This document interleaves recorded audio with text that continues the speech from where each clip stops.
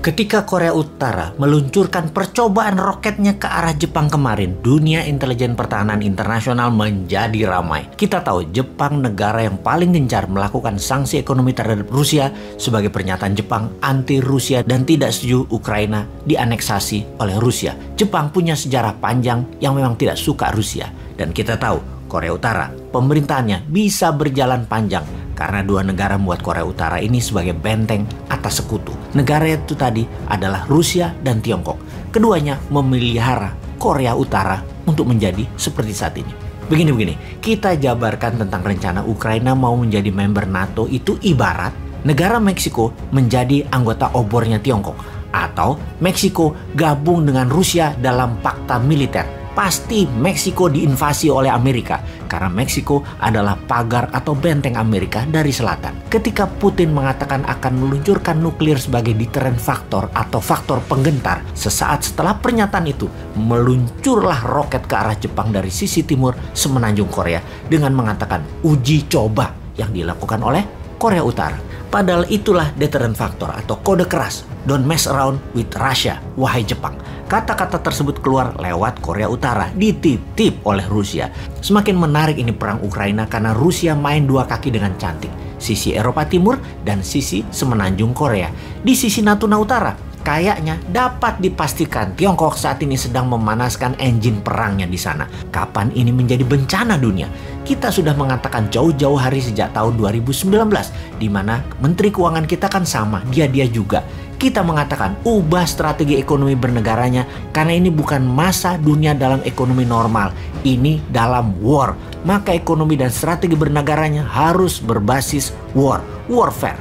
Economic at war berbeda dengan economic at normal condition.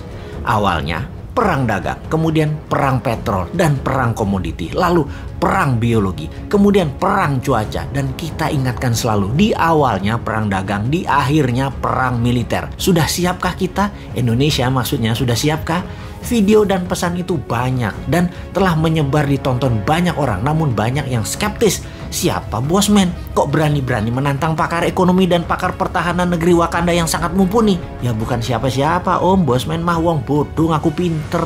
Hanya ada sedikit informasi, ya kita bagi ke masyarakat biar masyarakat yang menilai apakah benar akan ada perang militer, apakah benar akan minyak mentah ke $100, apakah benar BBM akan naik, listrik akan naik, harga pangan akan naik. Mending harga naik kalau ternyata stoknya nggak ada karena dunia perang. Semua negara nyetok buat rakyatnya. Wakanda adalah negara yang dibuat supaya menjadi negara pengimpor dengan rendahnya produksi. Maka sekarang stoknya tidak ada, bukan hanya mahal, tapi ya sudah. Semua sudah terjadi.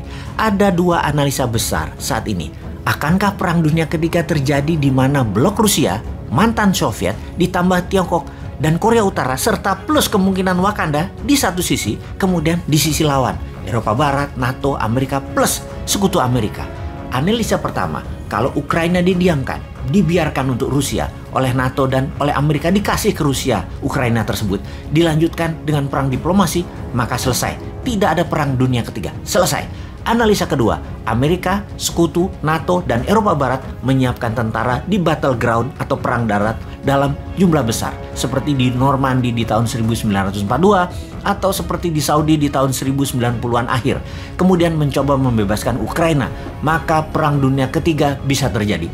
Perang dunia ketiga akan terjadi karena ketika NATO CS membangun kekuatan di Eropa Timur atau di Eropa Barat untuk masuk ke Ukraina, maka di sisi timur, di Indo-Pasifik, Korea Utara bergerak nakal ke Jepang dan Korea Selatan, lalu Tiongkok pasti masuk ke Taiwan. Amerika CS terbelah konsentrasinya. Hal terburuk, di semua posisi Amerika dan sekutunya kalah. Maka dunia punya New World Order baru, yaitu Rusia dan Tiongkok yang berkuasa. Ini sebuah peluang game changing kalau Wakanda di bawah New Mind, karena pasti memilih membangun kekuatan nasional selagi mereka perang dengan printing money, kemudian membangun secepat kilat kekuatan nasional berbasis mineral, rempah, dan raja maritim kuasai Selat Nusantara.